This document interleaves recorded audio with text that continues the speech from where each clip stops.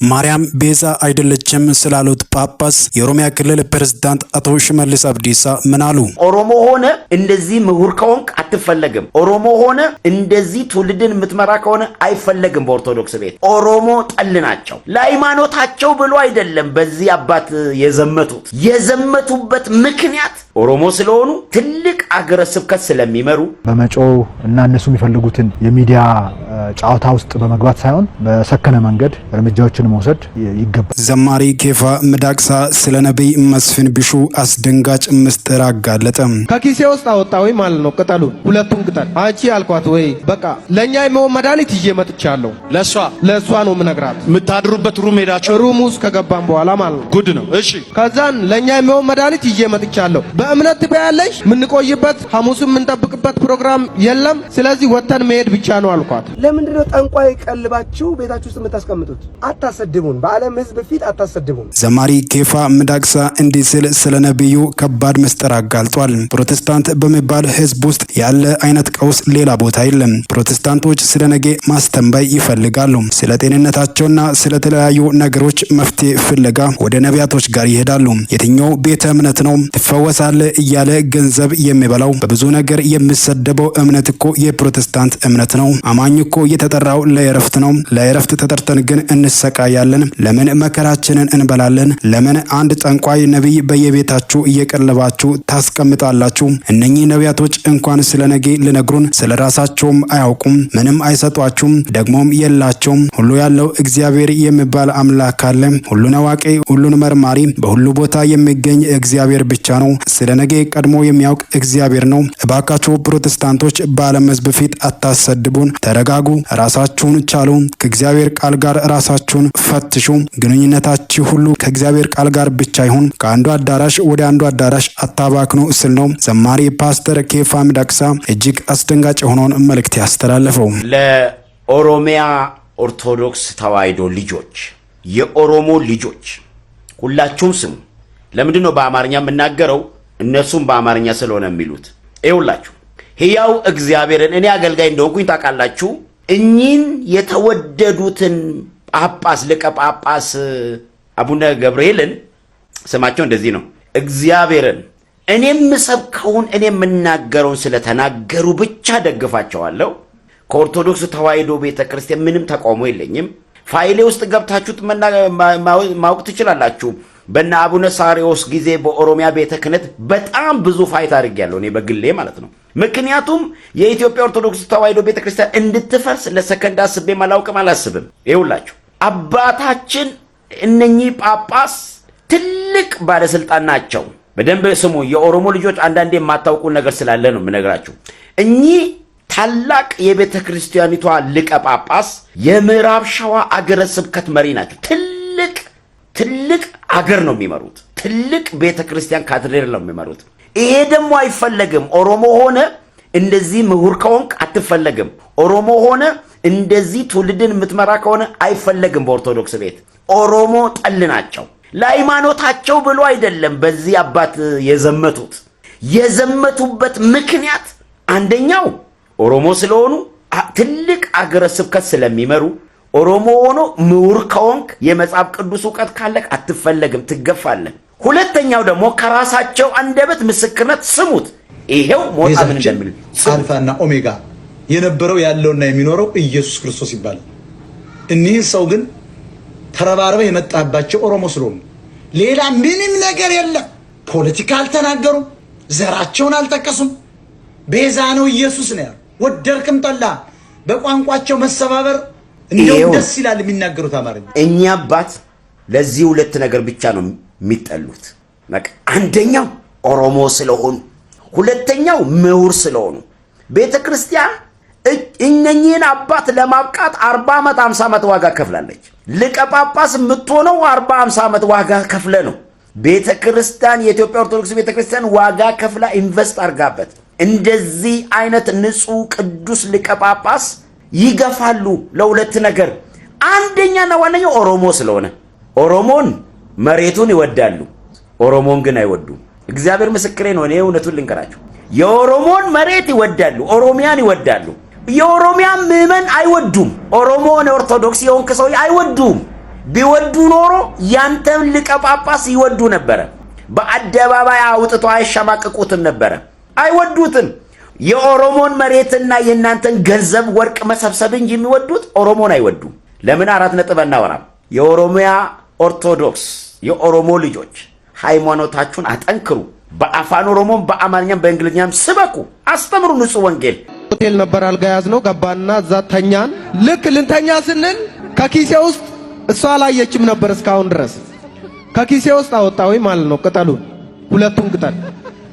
አንቺ አልኳት ወይ በቃ ለኛ የሚሆን መድኃኒት ይዤ መጥቻለሁ።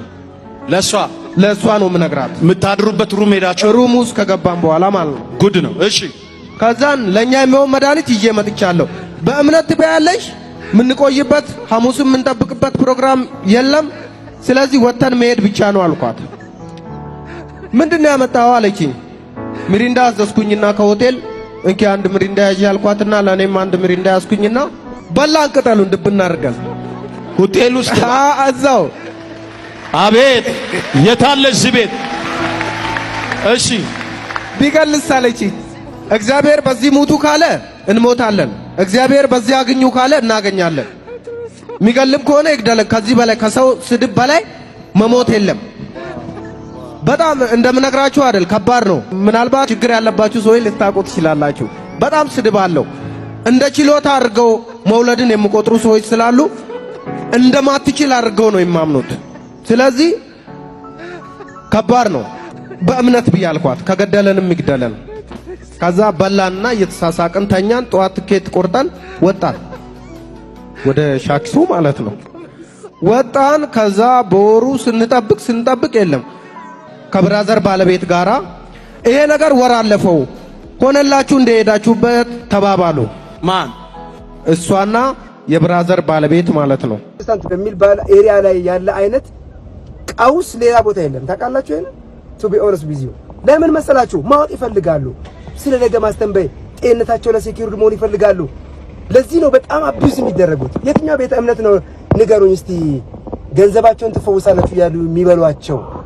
በብዙ ነገር የሚሰደበው እምነት የትኛው ነው? እንዲህ አማኝ እኮ የተጠራው እኮ ለእረፍት ነው። ለእረፍት ተጠርተህ ለምን እንደምትሰቃየው? ለምን እንደመከራችሁን የምታዩት? ለምንድን ነው ጠንቋይ ቀልባችሁ ቤታችሁ ውስጥ የምታስቀምጡት?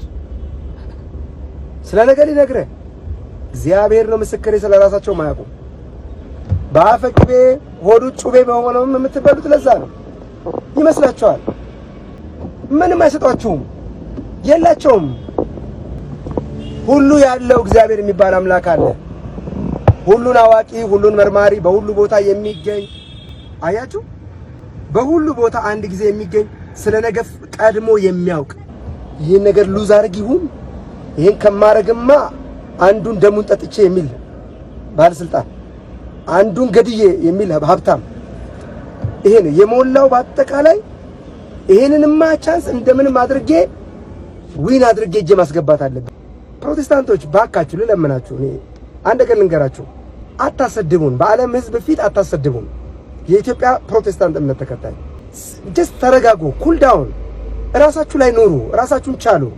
ከእግዚአብሔር ቃል ጋራ ራሳችሁን የሆነ የራስ ላይፍ ይኖረ፣ የራስ የጸሎት ጊዜ ይኖረ፣ የራስ የእግዚአብሔር ቃል ንባብ፣ የራስ ሪሌሽንሺፕ ከእግዚአብሔር ጋር ይኖረ። አትባክኑ። ከአንዱ አዳራሽ ወደ አንዱ ከአንዱ እንዳለ የዙረታ ማአት ነው እኮ ያለው። ዙረቱ ዙረት እንዳይመስላችሁ። ሳምንቱ ሙሉ የሚመድበዋል። አንዱ አዳራሽ ይገባል፣ አንዱ አዳራሽ ማለክለክ ብቻ። ለምን? ስለ ነገ ማወቅ ይፈልጋል። ነገን ሴኪዩርድ ገንዘቡን ሴኪዩርድ ማድረግ ይፈልጋል። የተነሳብሽ ወገቡ ተወጋ ስትባል መስማት ትፈልጋል። ለምን እንደሚወጉት ዮናታን አክሊሉን ለጥልጫዋለሁ እስኪበቃው። እነዩ ጩፋን ለጥልጫቸዋለሁ። እኔ ብቻ ሳልሆን ብዙዎቻችን ሰድበናል። መልስ የላቸውም እነሱ። መልሳቸው ጌታ ልቦና ይስጥለው። የእኛ ቤት ስማ አባት እንኳን አይከበርም። እኔም ወደ ለጣለጣለሁ ጣጣ የለኝም። አባታችን ብፁዕ አቡነ ገብርኤል እንኳን ተሰድበዋል። እንዳልክን ለጥልጫዋለሁ ጥግ ድረስ። በጌታ ከሆነ በኋላ ግን እኔን ተናግሮኝ አያውቅም። በጌታ ከሆነ በኋላ እንዳልክ ስለ እኔ አንድ ነገር ተናግሮ አያውቅም። በጌታ ስትሆን አፍ ይያዛል። ስድቦች ምን ይጠፋል። ልንገር፣ መዝሙረ ያሬድ በጌታ ስለሆነ ነው አፉ የተያዘው። በኢየሱስ ክርስቶስ ስለሚያምን ነው አፉ የተያዘው። የማ መዝሙረ ያሬድ ምንም ብትለው አይመልስልህም። መዝሙረ ያሬድን አሁን ወጥቼ ብረግጣው አንድ መልስ አይመልስልኝም። ለምን? በክርስቶስ ስለሆነ። አክሊለ እንደፈለገ ብቀጠቅጠው አክሊለ አይመልስልኝም። ለምን? በክርስቶስ ስለሆነ። ልደት ወሮ በላና እያልኩ ነው። ዱርዬ ነህ፣ አጭበርባሪ ነህ፣ በኦርቶዶክስ የምትነግድ ሌባ ነህ እያልኩ ነው። ኦርቶዶክስ አይደለም፣ አጭበርባሪ ሌባ ናት። ሌባ ወሮ በላ፣ በክርስቶስ ሳንቲም የምትለቅም ናት። አንተ ባለጌ ነህ። ዘግዝቄ ነው ምረጥ። እኔ ማንን ሰድቤዋለሁ?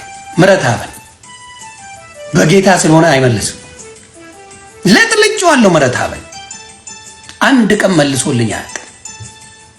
በክርስቶስ የሆኑ ሰዎች አይመልሱም።